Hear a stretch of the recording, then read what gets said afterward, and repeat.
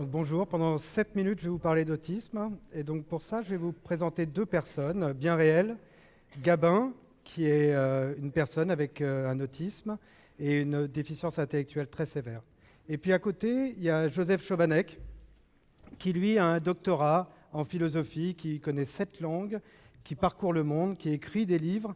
Et d'ailleurs, je vous invite à lire les livres de Joseph, qui sont pleins d'humanité. Et l'autisme, alors que ces deux personnes ont l'air d'être très différentes, en fait, ils sont tous les deux diagnostiqués avec autisme. Donc vous voyez toute la complexité de l'autisme. Entre Gabin et Joseph, il y a à peu près 500 000 personnes en France. Il y a tous les âges, donc on dit toujours les enfants avec autisme, mais il y a aussi des personnes âgées avec autisme. Il y a plus de garçons que de filles. Et vous voyez toute la complexité entre Joseph, qui aurait besoin qu'il y ait une société qui soit un peu plus tolérante vis-à-vis de l'autisme et qui soit un peu plus tolérante vis-à-vis de la neurodiversité, et puis Gabin qui a besoin là d'aide médicale pour qu'il puisse apprendre mieux, qu'il puisse avoir des interactions sociales plus importantes.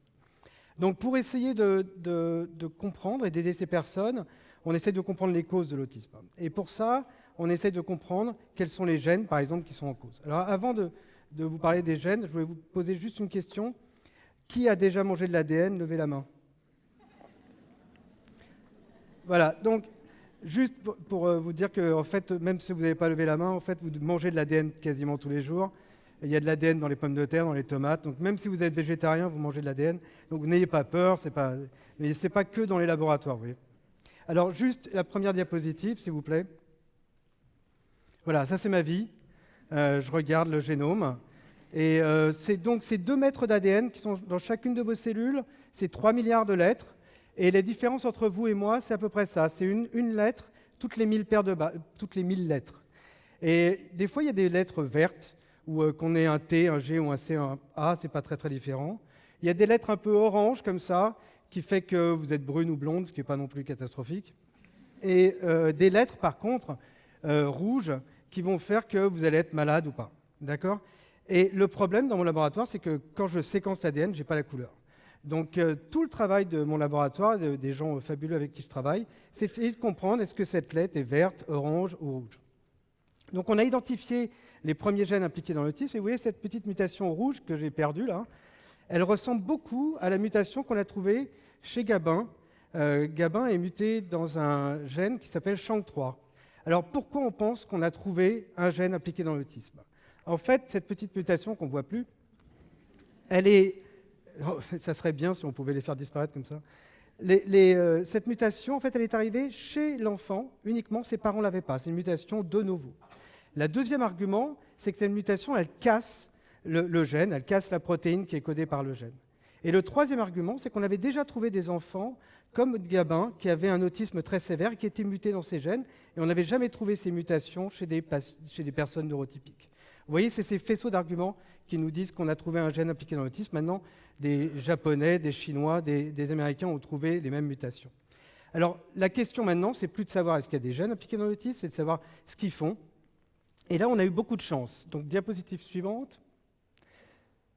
Voilà. En haut, c'est un neurone.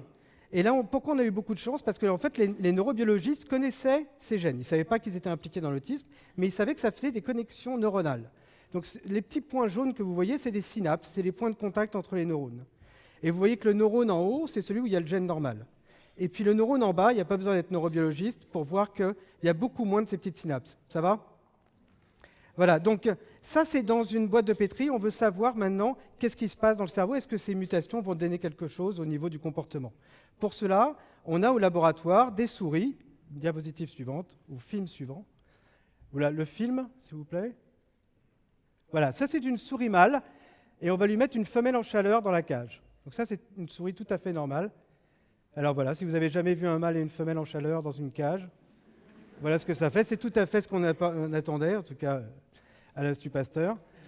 Et voilà maintenant la mutation, la souris mutée. Film suivant. Voilà.